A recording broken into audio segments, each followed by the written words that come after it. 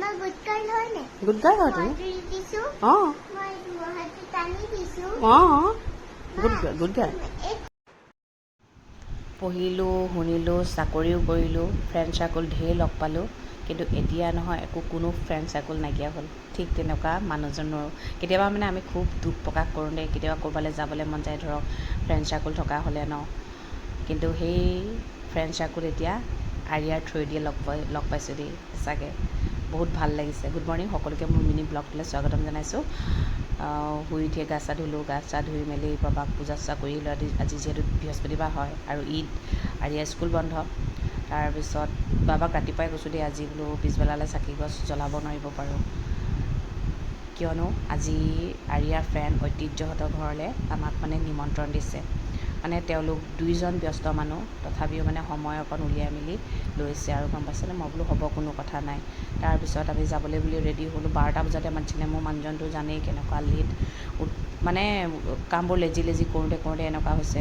যাবলৈ লোৱাৰ আগত মানে আৰিয়াই গৰুকেইটাক আটা লদা খুৱাই ল'লে দেই, বহুত দিনৰ মূৰত গৰুকেইটা আহিছে। তাৰপিছত গৰুকেইটাক মানে ৰিংকুৱে খেদাই দিছে যে আৰিয়াই তাকে বেয়া পাইছে। এতিয়া তাহাঁতৰ ঘৰলৈ যাবলৈ বুলি লওঁতে কেইটা বাজিলে জানেনে, 2টালৈ কিমান মিনিট। একচুৱেলি মানে আৰিয়াহঁতে লগ পাওক ভালকৈ খেলক সেইটো বুলিয়ে মানে প্লেনিংটো কৰিছিলে, কিয়নো ঐতিহ্যৰ মাক এগৰাকী চিভিল ইঞ্জিনিয়াৰ হয় আৰু দেউতাক এজন ডক্টৰ হয়। তেওঁলোক থাকে আপোনাৰ তেজপুৰৰ দোলাবাৰীৰ নেৰিৱালামত। ধুনীয়াকৈ আজি আমাৰ ছোৱালী দেখিছেনে, চুলি তুলি বান্ধি খাৰু চাৰু পিন্ধি ধুনীয়াকৈ গৈছে। এয়া দোলাবাৰী মৰা ভৰলি হয়। আজি পৰিৱেশটো ইমান ভাল লাগিছে কিয় জানে, মানুহৰ সমাগম নাই, যিহেতু ঈদ হয়। ৰাস্তা পূৰা খালী। নেৰিয়ালাম শুনি আছোঁ কিন্তু কেতিয়াও দেখা নাছিলোঁ। আৰু তেওঁলোক যিহেতু কোৱাৰ্টাৰত থাকে, কোৱাৰ্টাৰ বুলি কোৱাৰ লগে লগে মানুহৰ মনত চাবচোন আহে সৰু মৰু ঘৰ হয়নে নহয়। কিন্তু সকলো বস্তু আমি যেনেকৈ ভাবোঁ তেনেকৈতো নহয় ন। এয়া নেৰিয়ালামত সোমালোঁ, তাৰপিছত ফোন কৰিলোঁ, এনেকৈ আহক বুলি ক'লে। কোৱাৰ্টাৰটো এতিয়া ধেৰ আছে, কোনফালে হয় মানুহজনে কৈছে আৰু সৰুতে বোলে দেউতাকৰ লগতে ইয়ালৈ আহিছিলে, দেউতাই তেতিয়া কিবা কাম হাতত লৈছিলে মানে। তাৰপিছত এতিয়া বহুত বছৰ মূৰত আহিছে। এয়া আমাক নিবৰ কাৰণে ধিতিকৰ দেউতাক আৰু ঐতিহ্যৰ ককাক আহিছে দেই, আগবাঢ়ি আহিলে। মানে পৰিৱেশটো চাই ইমান বেছি ভাল লাগিলে নহয়, বহল আহল পৰিৱেশ, খেতি বাতি মানে ইমানেই ধুনীয়াকৈ কৰিছে মানে মই কি ক'ম মানে। তাৰপিছত সোমালোঁ, সোমাই মেলি আমাৰ কাৰণে ৰখি আছে, মানে বাৰে বাৰে ফোন কৰি আছে। ধিতিক আৰু ঐতিহ্য সুধি আছে বোলে আৰ্ণা কেতিয়া আহিব, আৰ্ণা কেতিয়া আহিব। মুঠতে আৰ্ণাই কৈছে মোক বাৰু এহেঁতি আজি ভাল পাব নাই এনেকৈ যে পিন্ধি আহিছোঁ। মই বোলো কিয় ভাল নাপাব, ভাল ছোৱালী সদায় ভাল পাব ন। একদম তাহাঁতিকেইটা খেলি এক্সাইটেড হৈ আছে। এফালে আৰ্ণা কেতিয়া আহিব, এইফালে আমি গৈ পিনে পাইছোঁগৈ আৰু গৈ পোৱাৰ লগে লগে মানে ঐতিহ্যৰ আইতাকো ওলাই আহিছে দেই আমাক আগবঢ়াই নিবলৈ। ঐতিহ্য আৰু ধিতিকে মানে সেইটো সময়ত ভাত খাবলৈ হৈছে। কোৱাৰ্টাৰটোত সোমাই ইমান বেছি ভাল লাগিছে। এইফালে ব্লেক কালাৰ ড্ৰেছ পিন্ধি আছে যে সেইজন হৈছে ঐতিহ্যৰ দেউতাক। তেওঁ মানে ডিউটিলৈ যাবলৈ হৈছে। ডক্টৰ মানুহৰ ছুটীটো নাই ন, যেনে তেনে আজি দিনটো মিলাইছে মানে। তাৰপিছত এইফালে আমি বহাৰ লগে লগে দেখিছেনে একদম মানে আমাৰ কাৰণে মানে ক'ল্ড ড্ৰিংকছ লৈ আহিছে দেই আইতাকে। চাহ খাব নালাগে বোলে, এতিয়া ভাত খাবলৈ যিহেতু হ'ল। মই বোলো নালাগে, এই ঐতিহ্য মাক ঐতিহ্য নোহোৱাৰ আগতে ইমান ক্ষীণমিন আছিলে মানে। কিন্তু এটা কথা ক'ব লাগিব, মানুহখিনি সঁচাকৈ মাটিৰ মানুহ হয়। ইমান হাই ফাই চাকৰি কৰে যদিও একো অহংকাৰ নাই।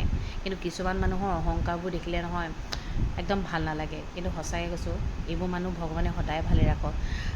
আৰিয়াত যোৱাৰ লগে লগে মানে একদম কেনেকুৱা এক্সাইটেড হৈছে, ঢোল বজাইছে, তাল বজাইছে। আমাৰ আকৌ ছোৱালীয়ে একদম পূৰা বন্ধুকে লৈছে দিছেনে। গৈ পায়ে মানে তাহাঁতক ভাত খুৱাই আছিলে যে আৰিয়াকো ভাতটো খুৱাই ল'লোঁ। তাৰপিছত আইতাক ককাকে ঐতিহ্য আৰু ধিতিকক ফুৰাবলৈ লৈ গ'ল। আৰিয়াই সেইটো লেপটপটো টিপি আছে, আৰিয়াইটো লেপটপ ভালেই পায়। এইফালে তেওঁলোকে ভাত খাবলৈ বহিলে। ঐতিহ্য মাকে ৰাতিপুৱাৰ পৰা বোলে কাম কৰিয়ে আছে দেই, সহায় কৰা মানুহ আছে বাৰু। এইফালে মোৰ কাৰণে ইমান মন বেয়া কৰিছে, কি খাব কি নাখাব। এইফালে মোক ফল মূল ঢেৰ দিছে আৰু ময়ো অকণমান খাই ল'লোঁ। খাই লোৱাৰ পিছত সিহঁতক আকৌ খেলনা বস্তু দিলে, ইমান বেছি উৎপাত কৰে। তাৰপিছত লাষ্টত মানে ধিতিকৰ মাকে এনেকৈ অকণমান কৰিলে, খেলাই দিলে। তাৰপিছত ধিতিকহঁত সোনকালে গুচি গ'ল। আমি 5টামান বজাত আহিছোঁ আৰু কাৰণ কেলৈ ধিতিকৰ দেউতাকৰ ডিউটি আছে। এইফালে ছোৱালী চাওকচোন চুলি ধুনীয়াকৈ বান্ধি গৈছিলে যে এতিয়া চুলি তুলি খুলি একদম জাপৰি হৈ আছে, ইমান বেছি উৎপাত কৰিছে মানে কি ক'ম আৰু।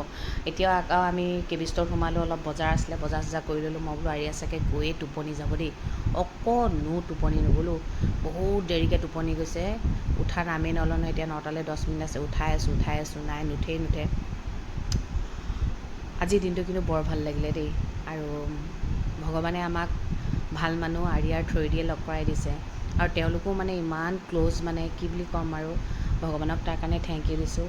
আৰু এটা কথা কওঁ, ভগৱানে যাতে তেনেকুৱা মানুহক সদায় ভালে ৰাখক। গোটেই মানুহখিনি মানে মাটিৰ মানুহ আৰু শাহু শহুৰ মানে চব আৰু মানে ইমান ভাল লাগিলে নহয়। শাহু শহুৰো বেংকত কৰিছিলে, কিন্তু চব মানে গোটেই মানুহখিনিক লগ পাই ভাল লাগিলে। আৰিয়া উঠিলে, অকণমান মোবাইল চালে, ভাত বোলে নাখায়, ধোচা খালে। আজিলৈ সমাপ্ত কৰিলোঁ, আজিৰ দিনটো বৰ ভাল।